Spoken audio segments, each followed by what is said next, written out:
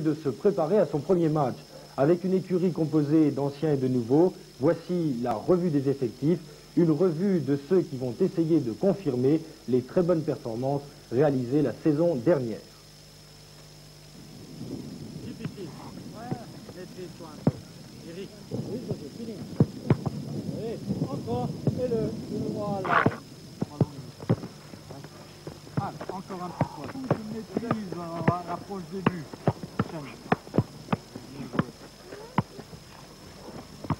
Bon, va avec en course.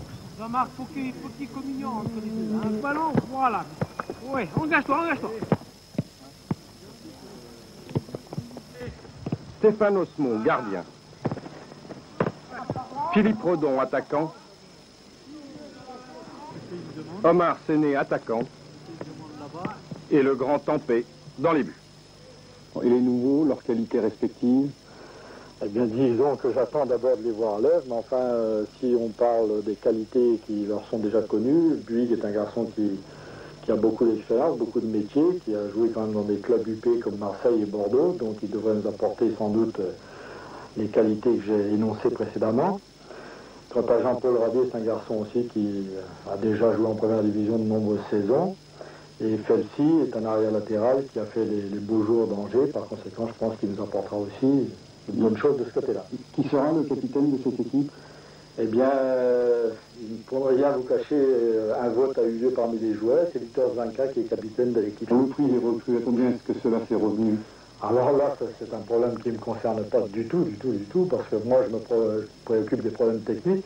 Puis je suis toujours surpris que ce soit une question qu'on pose aux gens, car moi, à mon avis, c'est pas une question qui intéresse tellement le spectateur, étant donné qu'on sait très bien que le Salvador avance en première division et évolue en première division avec un budget qui laisse rêveur un peu le grand nombre de clubs professionnels.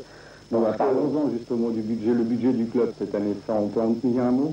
Non, moi, c'est pas mon problème. Effectivement, Michel Le Milinaire n'est pas comptable des chiffres qui budgètent le club, mais les renseignements obtenus auprès de la municipalité donnent 999 000 francs de subvention, 600 000 francs de prestations, c'est-à-dire d'entretien, et près de 400 000 francs d'investissement pour le stade Le Bassin. Un budget de club professionnel, ça tourne si on calcule budget dépenses, avec 1,7 million, 1,8 million.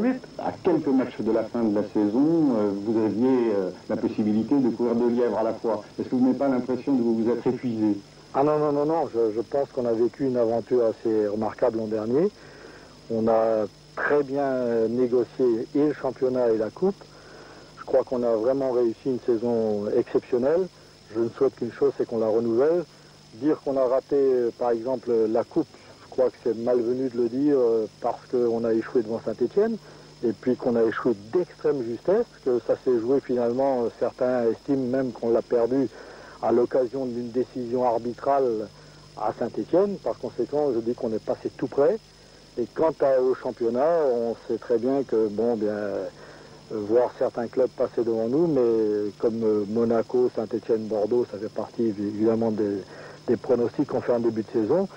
Le grand regret de la saison, c'est d'être passé à 1 minute de la Coupe d'Europe. Ça, on ne peut pas l'effacer et on regrette, mais le résultat de la Coupe de France, Paris Saint-Germain-Saint-Étienne, évidemment, a décidé du choix du 5e.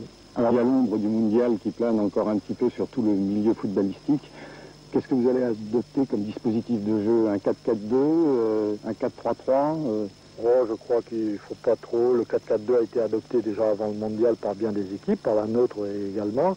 Moi, je crois qu'il faut un petit peu jouer, bien sûr, donner un système de jeu à son équipe, mais il faut tenir compte des joueurs qu'on a à sa disposition, et là, je crois que c'est trop tôt d'en parler, quoi. C'est à Tessé-la-Madeleine que Benoît de la Ménardière a retrouvé Bernard Malicorne et son équipe. Les Lavallois, dimanche prochain, joueront à Vitré et rencontreront le Stade Rennais. Voilà, c'était